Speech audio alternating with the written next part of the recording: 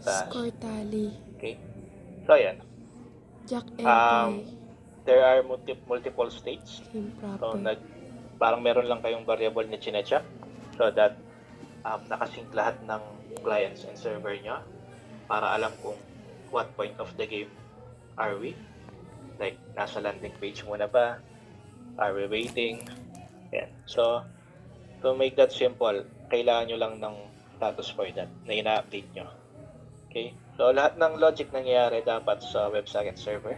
So, ibig sabihin, trabaho lang ng mga clients is they send data and receive data from the WebSocket server and then i-render nila yan.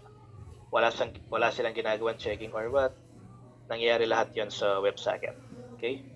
So, si WebSocket server, ayun. Siya yung nagsasabi if we are proceeding to the next stage of the game, ganun. Ayun nga, by means of the status value. Okay? So, madali lang naman yung logic ng pag-check dito eh. Isipin nyo, list lang yan. So, mga list of values yan like 0, 1, 2. So, lagyan natin index. So, yan, list yan, di ba? And then, nakastore sa isang list yung mga values ng bawat box. And then, chinecheck lang natin yung mga patterns. Ano ba yung mga patterns? Kuwari, yung 0, 1, 2 ba? Same sila ng value. Yung 3, 4, 5. Yung 6, 7, 8. 036, 147, 258. So, yung mga winning combinations, 048, 246. Check mo lang kung isa sa mga yan, para-pares yung value nila. Then, if that's the case, edi may nanalo. Kung sino yung symbol na yon, nanalo siya. Ayan. Okay.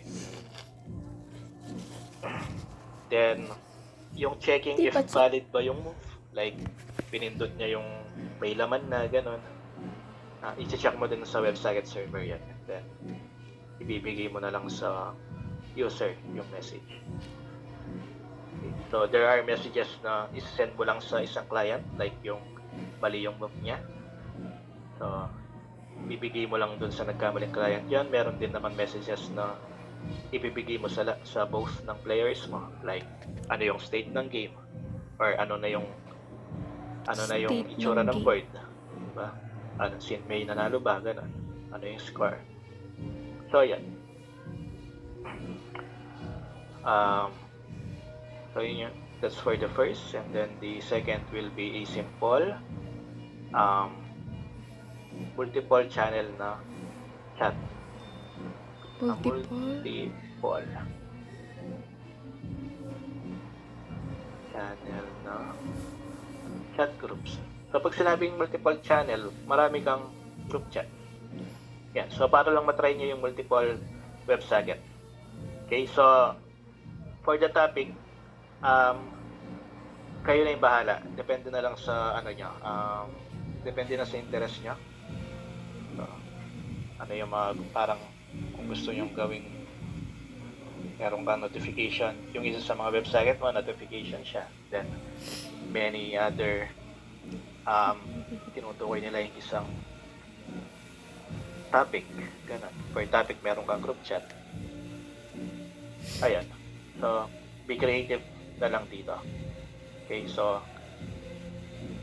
depende sa execution yung magiging score. Pero I will be leaving the kung saan siya magiging about dun sa inyo na. Okay. So, any question?